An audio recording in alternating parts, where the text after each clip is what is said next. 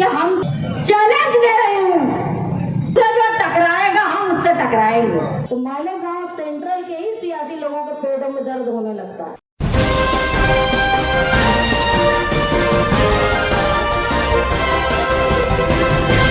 मानव समाचार, मानवता के हक में। जनाब सदर साहब स्टेज पर बैठे हुए, कारपोरेटर हजरात, वार्ड नंबर 12 इस्लामपुरे से और शहर भर से आए हुए मेहमान खुसूसी, मैं आप लोगों की शुक्रगुजार हूँ कि आपने इस तारीखी इमारत की संग बुनियाद से बनने तक का सफ़र खुद देखा और आज सारी कानूनी मुश्किलात के बावजूद भी आज ये इमारत बनकर तैयार हो गई। अतर हुसैन अशरफी साहब कह रहे थे कि कोई काम अगर करना है तो दिल का बड़ा होना, दिल को बड़ा करना जरूरी, लेकिन जब कोई ऐसा काम करना है तो दिल नहीं जिगर को भी बड़ा करना पड़ता है। और ये हुनर हमने साथी निहाल अहमद साहब से सीखा और साथी निहाल अहमद साहब ने हमको ये बात बताई कि सिर्फ काम का प्लान बनाना या काम कर लेना बड़ी बात नहीं है, इसको कानूनी शक्ल देना ताकि तुम्हारे काम को कोई रोक ना पाए। जो मुस्तकीम ने जो काम किया उसमें कानूनी मुश्किलात बहुत आई।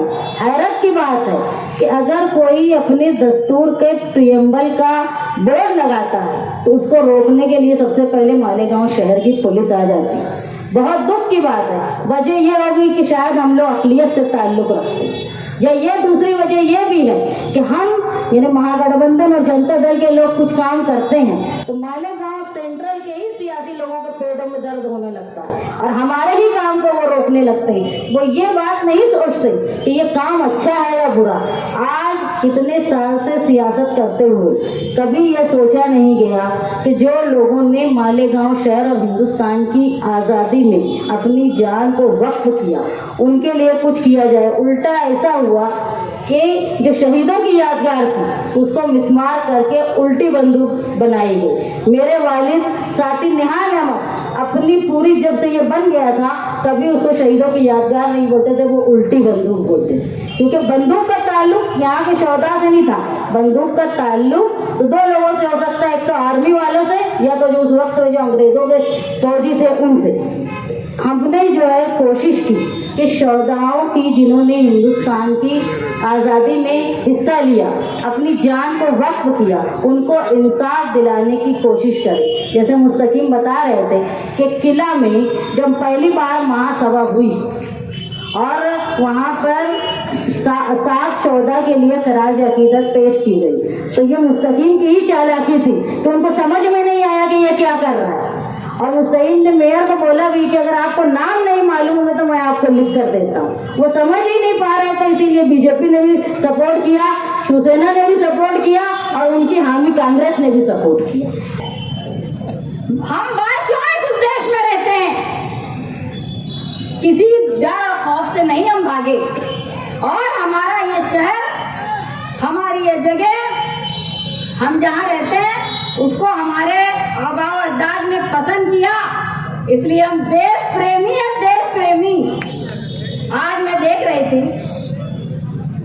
अक्सर निहाल अहमद साहब कहा करते थे कि हमसे जो टकराएगा हम उससे टकराएंगे, और ऐसा ही माहौल इस शहर की पुलिस ने बनाया।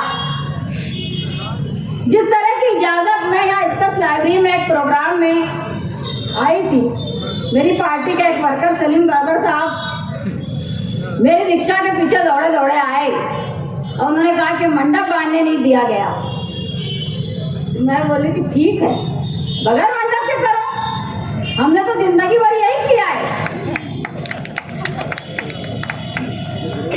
बड़ा जो जुल्म तो हम लोग यकीन बन जाएंगे, बड़ा जो जुल्म तो हम लोग यकीन बन जाएंगे, हमसे जो टकराएगा हम उससे टकराएंगे।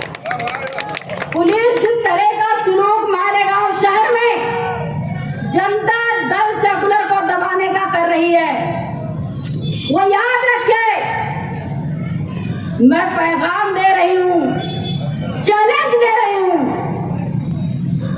निहाल अहमद साहब कॉन्फ्रेंस में कहा करते थे, जलसों में कहा करते थे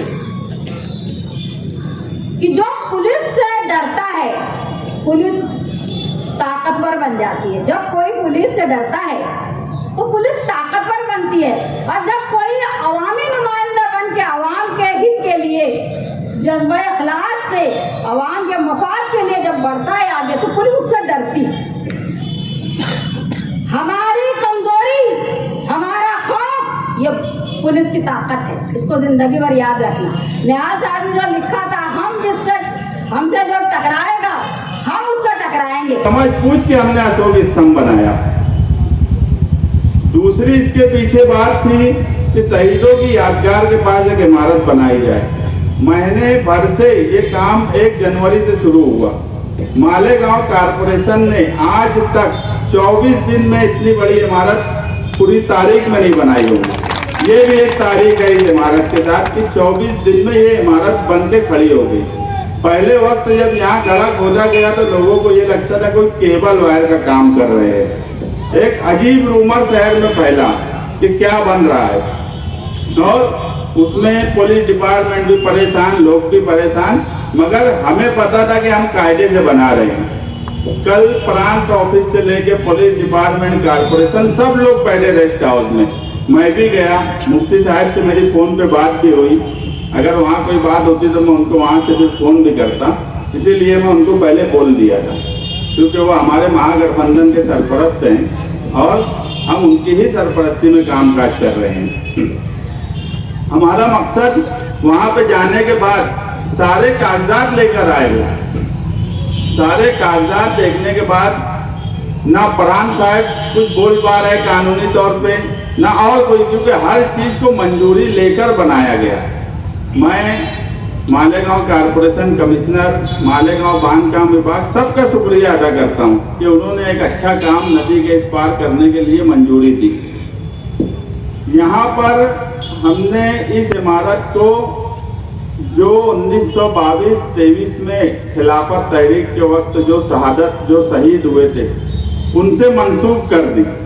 हमने उस पर लिख भी दिया कि यादगार सोदा 1922-23। किसी शायर ने कहा है कि न घबराओ अंधेरों से, अंधेरी रात के राही, मुसाफिर हौसला रखे तो वो जुगनू भेज देता है। इंतहाई नामुसाइद हालात थे। इस इमारत की तामीर किन राहों से, किन नशेब फराज से गुजर करके की गई है, ये वो लोग जानते हैं जिन्होंने किया है। हजारों रुकावटें थी, लेकिन जब ऊपर एक फैसला हो जाता है तो उस फैसले का निफाज जमीन पर दिखाई देता है। आज फिरका परस्त ताकतें, चाहे नदी के उस तरफ हो या नदी के इस तरफ हो, मालेगांव की तारीख को मस्क करने की और मालेगांव की तारीख दोहराई जाए, इसको रोकने की पूरी कोशिश कर रहे। एक शहीदों की यादगार है। 1922 और 23 के अंदर मालेगांव के जियाले लोगों ने अंग्रेज़ों से टक्कर ली थी। मुल्क की इतनी बड़ी, दुनिया की इतनी बड़ी ताकत से टक्कर ली थी जिनकी सल्तनत में सूरज गुरूब नहीं होता था। सबसे पहले पूरे देश में, पूरे हिंदुस्तान में अंग्रेजों से मुकाबला करके अगर किसी इलाके को आज़ादी दिलाई थी तो वो मालेगांव के मुजाहिदीन ने आज़ादी दी, और 3 दिन तक यहाँ पर आज़ाद हिंद हुकूमत कायम थी। ये जो शहीदों की यादगार है, ये तो कारपोरेशन ने बनाई। असल शहीदों की यादगार शिवाजी जिमखाना, उस तरफ जो कभी आप जाओगे तो देखोगे एक सुतून की शक्ल में एक इमारत है जिसे पूरे हिंदुस्तान में तामीर किया गया है और हर जगह शहीदों का नाम उस पर लिखा गया है। एक मालेगांव ऐसा शहर है कि आज उसकी यादगार पर शहीदों का नाम नहीं लिखा गया।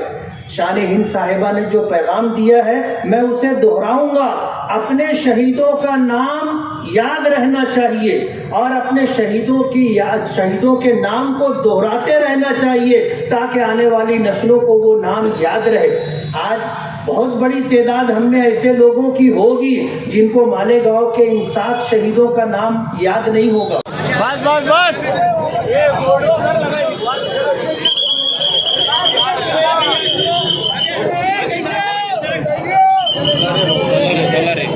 मिलेगा। एक फोटो ए भाई थोड़ा आड़े आना, थोड़ा ए भाई थोड़ा आड़े।